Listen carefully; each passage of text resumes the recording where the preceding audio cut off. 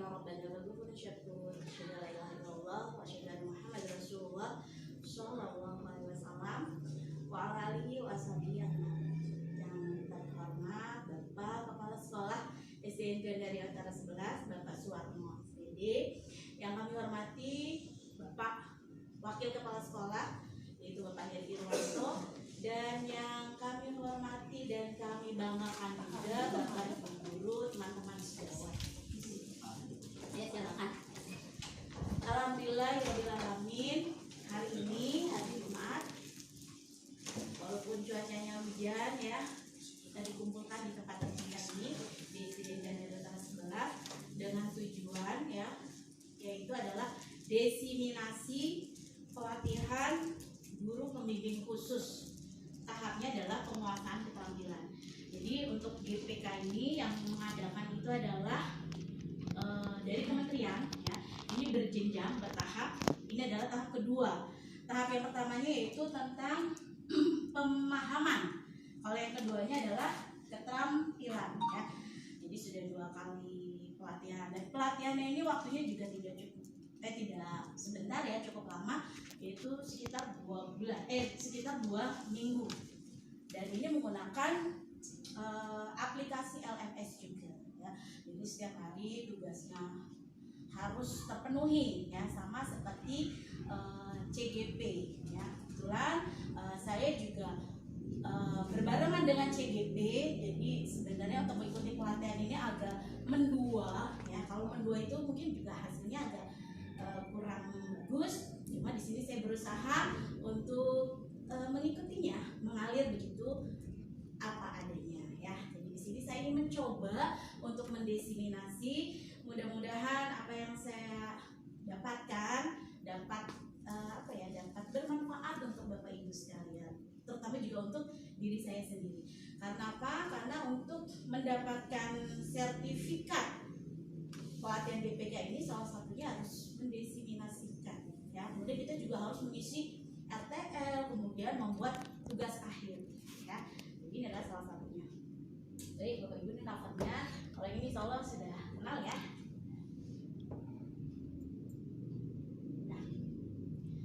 Nah ini adalah narasumber ketika saya pelatihan, yaitu Ibu Betia Sahara MPD.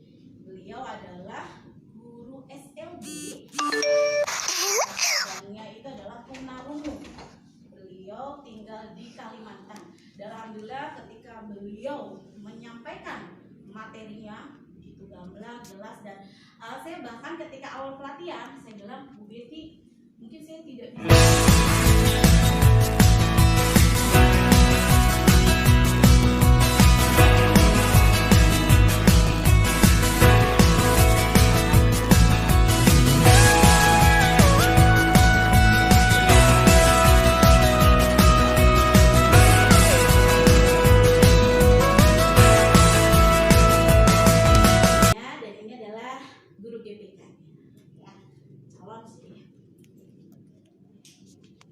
Nah, kita langsung masuk saja, apa saja sih yang dipelajari dalam pelatihan tahap keterampilan. Nah, ini yang mendasar dulu.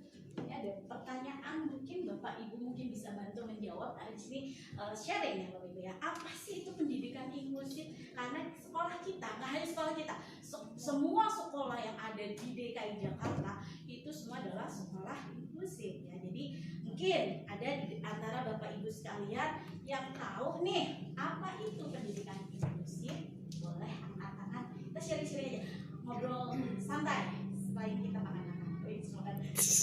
Ayo mungkin ada yang tahu, tidak apa-apa, boleh. Oke, Gusnul Hati.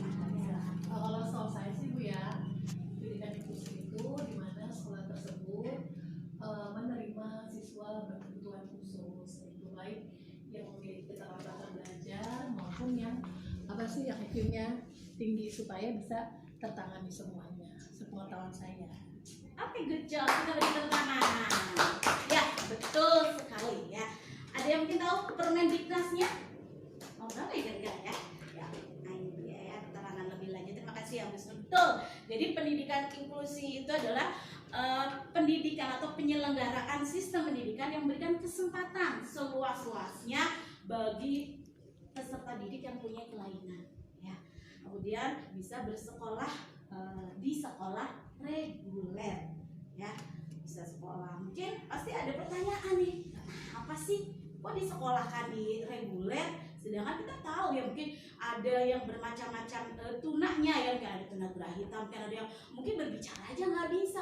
Masa bisa sih sekolah di reguler? Nah, ini tadi Permendikbudnya ya Bapak Ibu ya, yaitu nomor 70/2009. Artinya bahwa setiap sekolah juga tidak boleh menolak adanya anak-anak yang berkebutuhan khusus sekolah di sekolah kita di reguler, ya. Apalagi kita sebentar lagi ada penerimaan murid baru nih, ya, jadi tidak ada alasan untuk menolak mereka yang berkebutuhan khusus, ya. Kenapa alasannya? Ini dia. Nah, ini ada pertanyaan berikutnya. Tadi Bu Usus sudah menjawab. Mungkin yang lain nih, mengapa pendidikan inklusif itu harus diselenggarakan? Kan ada SLB. Kenapa sih nggak harus di SLB saja? Mungkin bisa lebih tertangani gitu ya. Mungkin Bapak Ibu yang lain bisa membantu menjawab. Kita sharing-sharing ya. Ya, Ibu Ica. Kenapa sih Ica? Kenapa Bu Ica? Gitu ya. Mengapa pendidikan itu harus diselenggarakan? Pas Ibu Widi Astuti, guru kelas 1 kita. Kenapa tuh Bu Widi? Kira-kira? Karena pemerataan. Pemerataan apa yang pemerataan? Pendidikan. Sip, good job. Mungkin yang lain Bu Eni, karena apa? Mengapa pendidikan inklusif harus diselenggarakan? Karena oke Pak, Bapak Herianto mungkin bisa membantu? Ya mungkin gini Bu, tidak setiap orang tua siap menerima akan keadaan putra putrinya yang mereka menginginkan tidak sekolah di sekolah luar biasa SLB, tapi menginginkan di sekolah umum. Jadi mau tidak mau kita sebagai salah satu penyelenggara pendidikan harus menerima inklusi tersebut. Oke, good job. Tangan dong Bapak Herianto. Mungkin Bapak kalau mau menambahkan? Dipercepat. Setuju Pak. Ya, yang pertama, ya kenapa sih harus sudah diadakan gitu ya? Untuk mencerdaskan, ya, untuk mencerdaskan kehidupan bangsa, ya. Berarti kan tidak ada tidak ada larangan, tuh ya. Pertama untuk mencerdaskan. Kemudian yang kedua sesuai dengan pasal 31, ya, bahwa kita sebagai negara itu harus melindungi dan memajukan hak atas pendidikan bagi setiap warganya tanpa kecuali. Salah satunya adalah anak-anak inklusif. Kemudian yang paling penting yang ketiga ini, keberadaan sekolah khusus atau SLB itu hanya sedikit, ya. Makanya pernah ada nih ceritanya orang tua murid yang nangis sampai saya nggak ingin minta sama Allah dilahirkan anak saya cacat. Tapi kenapa anak saya nggak diterima? Di SLB ditolak loh. Terus kalau di SLB ditolak, dia akan sekolah di mana?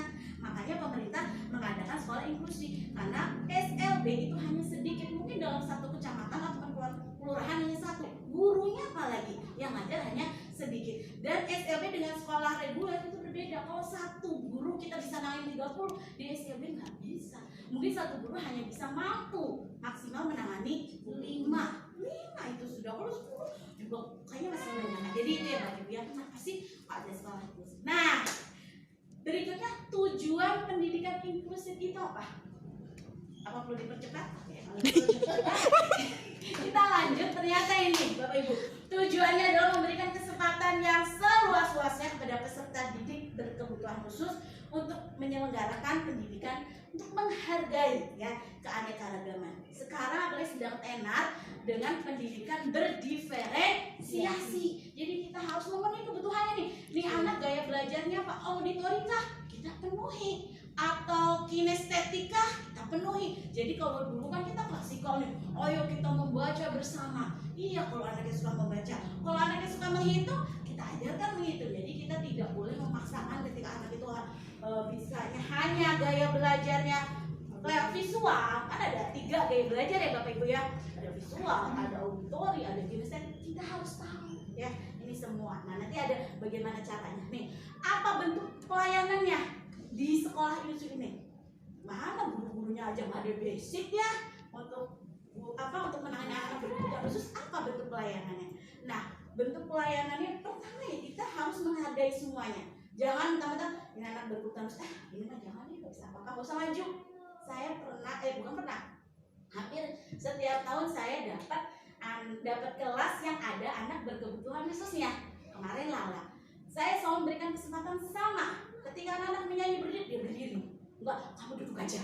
Nanti malah bikin gak bagus di videonya gitu. Enggak, biarin aja ya.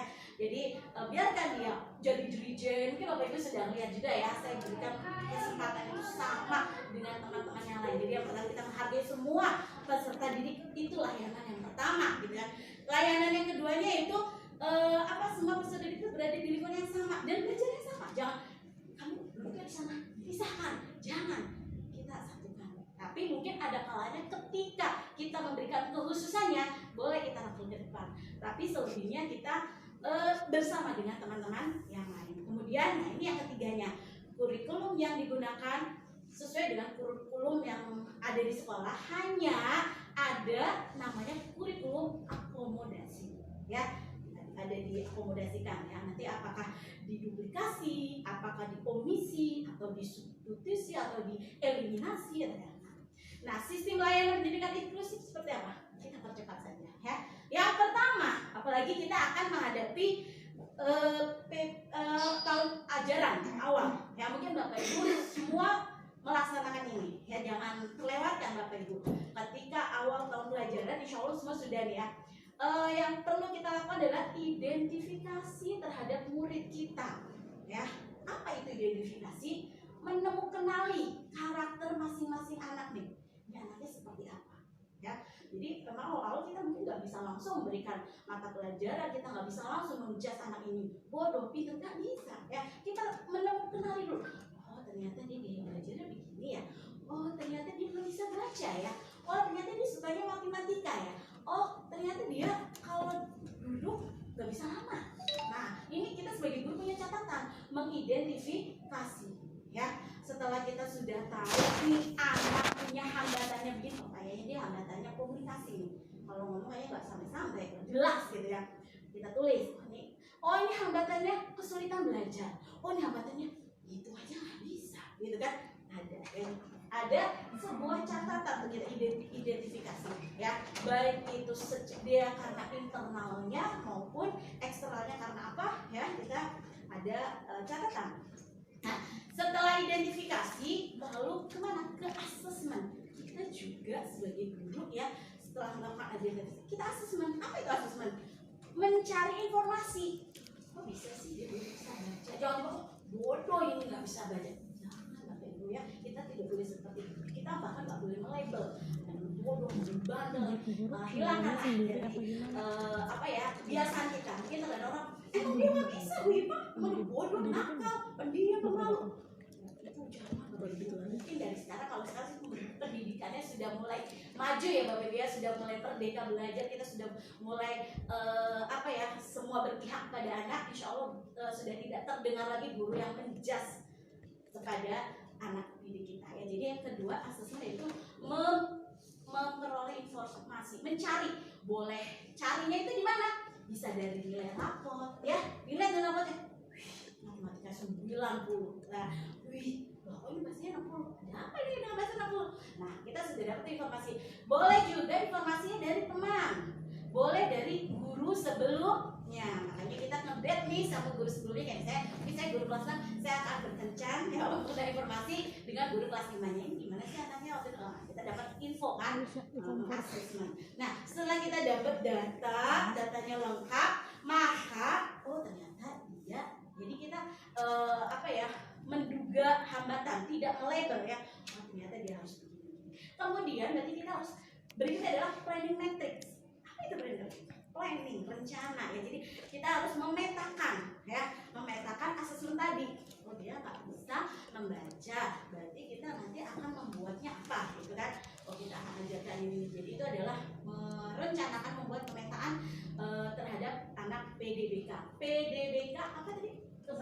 Peserta didik berkebutuhan khusus. Bukan. Kalau dulu ABK ya, kita ganti-ganti nama, diganti kulit terus. Tapi kalau sekarang penyebutannya adalah PDBK ya. bukan ABK, kalau dulu ABK. Oke.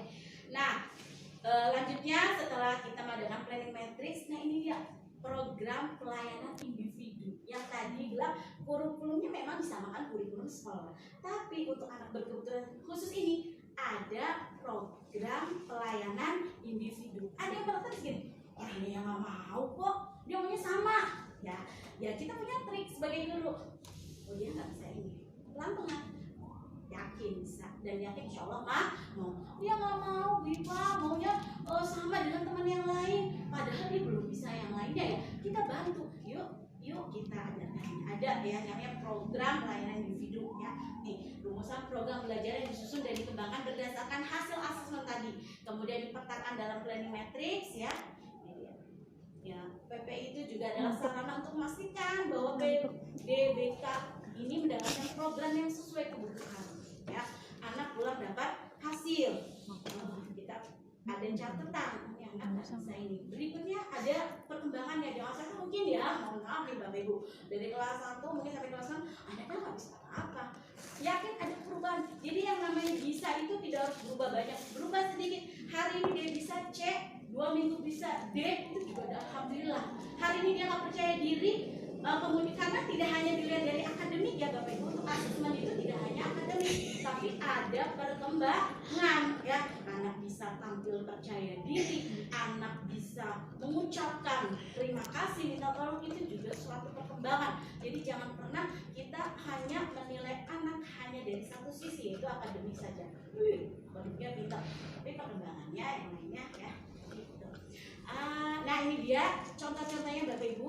Kalau mungkin ada yang berkenan, boleh nih minta, ada ya. Ini adalah contoh identifikasi. Nanti diidentifikasi setelah semua apa. Nah kemudian baru disortir yang mempunyai hambatan. Ini contoh-contoh format identifikasi. Nah mungkin terbesit ya di benak Bapak Ibu sekalian, asesmen itu seperti apa sih formatnya? Nah ini dia ya Bapak Ibu, asesmen. Ini yang di asesmen itu yang bagaimana? Yang sudah apa yang sudah kelihatan ada kebutuhan. Jadi nggak sekelas 30 kita bikin asesmen yang enggak.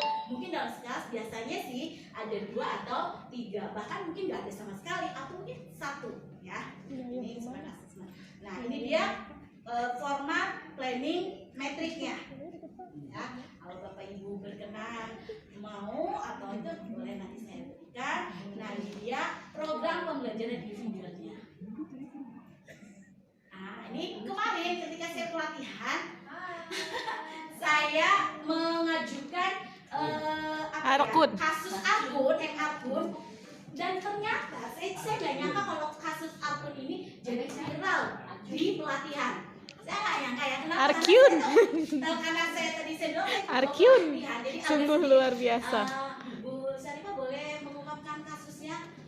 Boleh. Itu waktu itu saya dipanggil Bapak tuh yang lagi ngomong ya, saya ke kantor bolak-balik, tiba-tiba di pelatihan itu sepakat kita ambil kasusnya adalah akun. Waduh saya bingung, saya mau menolak. Kenapa ketika saya mengambil akun berarti saya harus identifikasi akun, saya harus asesmen akun, bahkan guru psikolog sama guru fisiknya datang. Suatu kehormatan banget. Saya juga senang juga sih akhirnya terkenal lah di Sentoro, karena ini tak hanya di Jakarta ya Bapak Ibu ya, pelatihan GPK 1 se-Indonesia.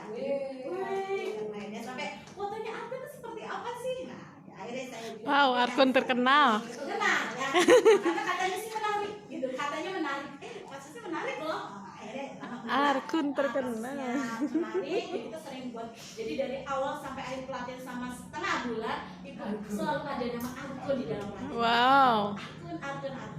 Arkun mendadak selebritis. Sampai bapaknya aja, wali kelasnya. Oh, wali kelasnya. Oh, Ibu Widi, anak Ibu Widi. Kelasnya Ibu Widi. Nah, kemudian bapaknya juga bersiap. Nah, sekarang Arkunnya selalu nyari saya. Bisa aja mau dibawa cari lagi. Oh. Senang dia. Nah, ini Ibu Beni Sahara yang saya banggakan karena beliau enak sekali ya dalam penyampaiannya, gamblang, jelas, dan membuat saya tuh merasa seperti di dalam pelatihan karena semua bisa dikerjakan dengan baik. Ketika saya menemukan kesulitan, beliau membantu ya. Ini teman-teman saya kemarin angkatan 6 kelas 13 ya. Akhirnya. Assalamualaikum warahmatullahi wabarakatuh. Perkenalkan, nama saya Siti Reviana SPD, biasa dipanggil Ibu Revi, yang saat ini mengajar di SDN Gandaria Utara 11. Alhamdulillah, minggu lalu kami telah mendengarkan diseminasi dari GPK sekolah kami, Ibu Saripah SPD, dan kami menerima begitu banyak ilmu pengetahuan yang berkaitan dengan bimbingan khusus. Di antaranya adalah guru diharapkan mampu menemukan peserta didik berkebutuhan khusus di sekolah kami, memberikan asesmen, memberikan planning matrix, serta pada akhirnya kami harus mampu memberikan PPI, yaitu rumusan dari hasil asesmen terhadap kemampuan peserta didik yang sesuai dengan profil peserta didik berkebutuhan khusus. Demikian testimoni yang saya bisa sampaikan. Maju terus GPK SDN kami, maju terus Ibu Saripah SPD. Terima kasih. Wabillahi taufiq wal hidayah. Assalamualaikum warahmatullahi wabarakatuh. Assalamualaikum warahmatullahi wabarakatuh. Saya Eni Parina Lubis. Di sini saya akan memberikan testimoni kepada Ibu Saripah SPD, teman sejawat saya di SDN Gandaria Utara 11, yang telah memberikan sosialisasi kepada kami semua teman sejawat di SDN Gandaria Utara 11 tentang pemahaman atau informasi diseminasi pelatihan GPK tahap keterampilan. Terima kasih kepada Ibu Saripah atas informasi yang telah diberikan. Informasi yang kami dapat sangatlah mudah kami mengerti karena penjelasan dari Ibu sangatlah gamblang, sangatlah mudah dimengerti, sehingga kami para teman sejawat memahami bahwa pelatihan GPK memberikan pemahaman tentang adanya pendidikan yang layak diberikan terhadap anak berkebutuhan khusus tanpa memandang fisik dan statusnya. Dan pelatihan GPK tersebut memberikan pemahaman kepada kami semua juga bahwa anak berkebutuhan khusus diberikan layanan yang sangat spesifik dibandingkan anak-anak pada umumnya. Terima kasih kepada Ibu Saripah tentang sosialisasinya. Semoga Ibu Saripah sukses selalu dalam membimbing anak-anak ABK, membimbing, mendidik, mengajar, dan mengevaluasi ke depannya anak-anak ABK di satuan pendidikan, khususnya di SDN Gandaria Utara 11. Terima kasih Ibu Saripah, semoga sukses selalu. Sekian testimoni dari saya. Assalamualaikum warahmatullahi wabarakatuh.